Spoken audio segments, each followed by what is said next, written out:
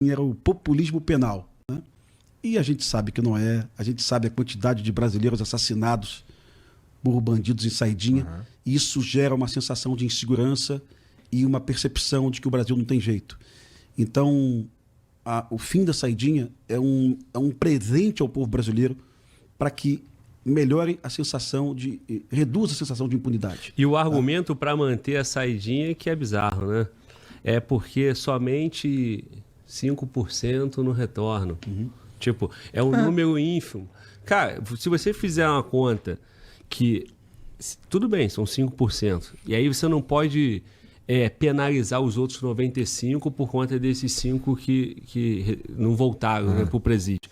5% dessa população carcerária, eles não só não foram ressocializados, o Estado prendeu, não ressocializou, como o Estado colocou ele na rua, permitiu que ele cometesse crime e assassinasse pessoas ainda.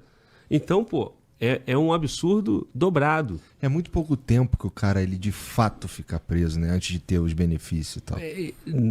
Cara, Igor, assim, no ponto da saidinha, cara, tinha que ser 0, né?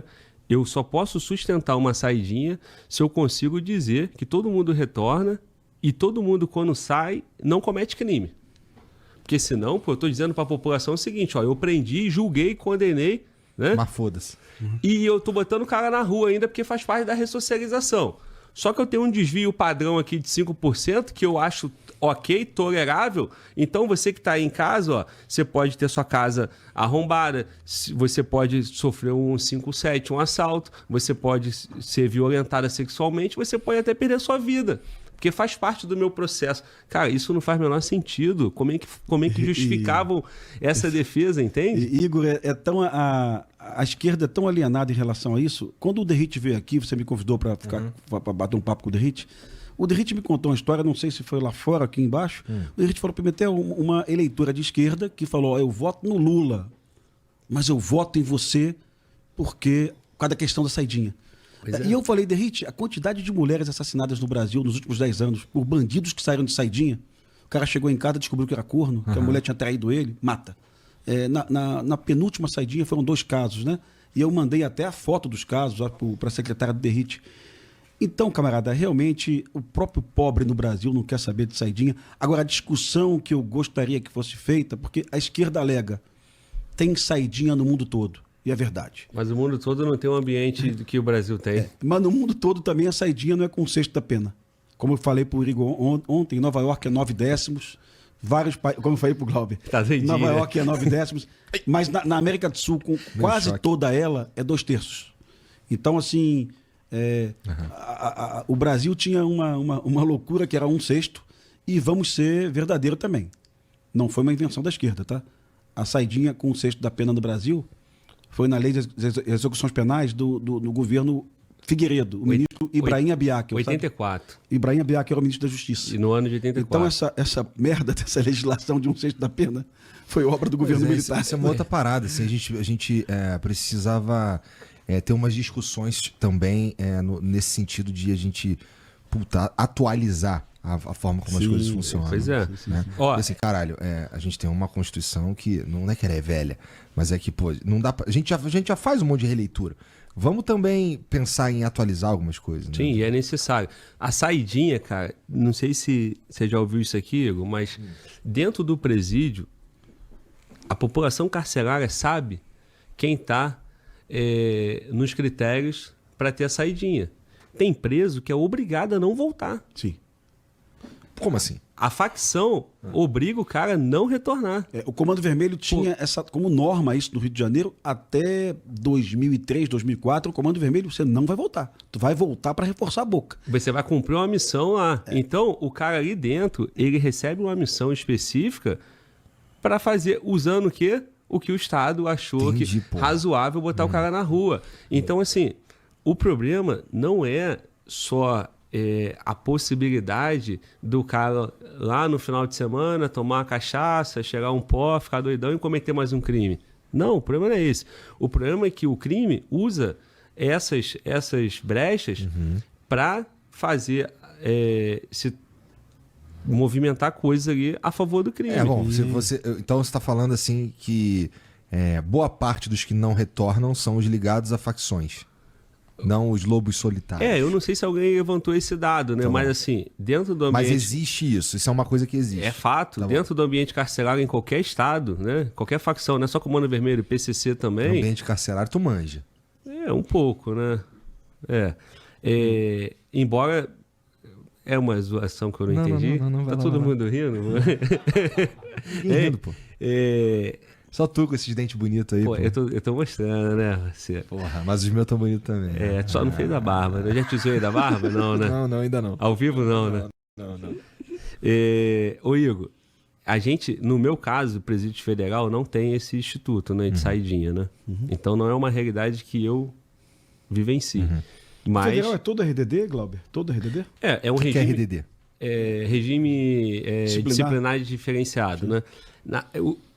O sistema já tem um regramento diferenciado, né? Então, lá você não vai ter a visita íntima, você não vai ter a saidinha, você não vai ter esse tipo de coisa, né? Mas, assim, conversando com policiais penais no estado, né? Seja convidado ou colegas, né, de profissão, isso é uma realidade, né? Então, tu vai ter o cara faccionado do PCC, que ele tá na saidinha, mas ele não vai voltar. Aí alguém vai dizer assim, não, pô, mas aí a saidinha é pra quem tá no semiaberto e tal. Cara, lá dentro tem a mesma estrutura, pô. O cara migrou de regime, mas ele é faccionado, pô. Tá entendendo? Então, o absurdo de você dar uma segunda chance pra esse cara cometer um crime e você tá usando essa brecha é utilizada como mecanismo da própria facção, pô. Entende? Então, assim, não faz sentido e é um absurdo que demorou muito no Brasil. Quando o Pimentel fala da fala do Freixo, que, pô, tem que começar pela segurança pública, pô, cara, acho que qualquer brasileiro aí dentro de comunidade já tinha essa percepção. Mas a política brasileira demora para perceber determinadas coisas, né, cara? Rio de Janeiro tem esse problema. Demora, cara. Eu acho que não é... Você tá falando demora de uma forma irônica. Imagina. Porque na real tem método, né? Isso. O bagulho é planejado para ser assim. Ô Igor, a nível nacional, Brasil, você vai ouvir muita gente falando assim, pô, mas o Rio não fabrica armamento. O Rio, ele não é produtor de cocaína. Sim, ele não é. Isso vem numa rota, né? E essa rota do tráfico, eu conversei recente com o secretário de Segurança Pública e com o subsecretário, ambos amigo do... Com o Vitor e com o Nunes, né? Do Pimentel. E eu percebi neles uma postura, ó, estamos montando um plano que nós vamos focar nessa rota de cargas dentro do Rio de Janeiro, ou seja, armamento que chega no Rio de Janeiro, cocaína que chega no Rio de Janeiro, tudo isso chega no Rio de Janeiro. Eu falei para ele, pô, irmão, eu tô bem desesperançoso, eu tô torcendo para dar certo. Só que se tu fechar a porta do Rio de Janeiro, o que tá aqui dentro, meu irmão... Ainda é muito. O que tá aqui dentro vai demorar pra cacete pra acabar o estoque. O armamento que já tem ali dentro é difícil de combater. E a munição também. A realidade... A gente chama isso de arma residual, né? Que já tá aqui. Né? A realidade do Rio de Janeiro é que o tráfico, a milícia, né? Essas organizações criminosas têm mais armamento que a própria estrutura de polícia, pô. Agora a gente percebe, Igor, que São Paulo é mais inteligente que o Rio de Janeiro. É um dado que eu vi semana passada. A PM de São Paulo tem 5 batalhões rodoviários. Esses 5 batalhões apreendem 80% das drogas de São Paulo, em rodovia. Ou seja, o Rio de Janeiro apreende maconha e cocaína em combate em favela. São Paulo apreende maconha e cocaína em rodovias estaduais. Então, me parece um modelo mais inteligente. Parece porque mais eficiente. Mais né? eficiente, mais barato. Mais humano. Mais humano. Mas foi o que o Nunes e o Vitor apresentaram, explanou lá no podcast. Agora, cara, criaram agora, né? O DERIT tem um papel de liderança nisso, que é um consórcio entre os estados ali do Sul e Sudeste, né? Então, uma cooperação, né? Qual é o nome, Pimentel? Eu esqueci o nome. Eu esqueci o nome. Paraná, Santa Catarina. Mas tu pega os 3 estados do Sul com os 4 do Sudeste, né? E um convênio justamente nessas articulações. Pô, a rota utilizada pelo Comando Vermelho e pelo PCC, uma vez estabelecida, cara, é muito difícil de você quebrar. Porque, como eu te falei no início, é a mesma rota que passa a soja.